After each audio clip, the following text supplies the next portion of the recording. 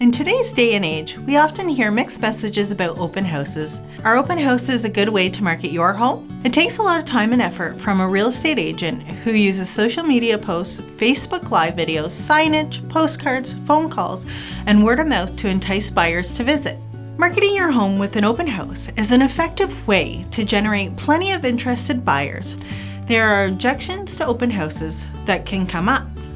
For one, most buyers tend to use the internet to browse homes for sale and narrow down their choices. People can also be concerned about theft. Another concern is that people fear open houses benefit realtors more than their clients. It's absolutely true. People use the internet more often than ever when searching homes for sale.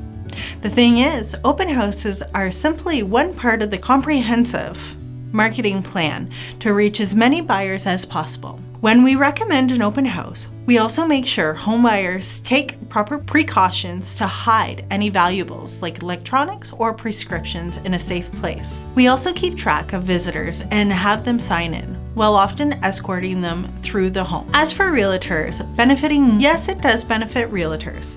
In our industry, networking is key. But this is a byproduct and not the goal. Our clients are always our number one focus during an open house. In these times of social distancing, open houses are being used less and less, and virtual tours are on the rise. We've had record home sales in 2020 while simultaneously having a reduction or outright ban of in-person open houses altogether. Clearly, homes can sell without having an in-person open house. Whether or not sellers wish to host an open house is their decision.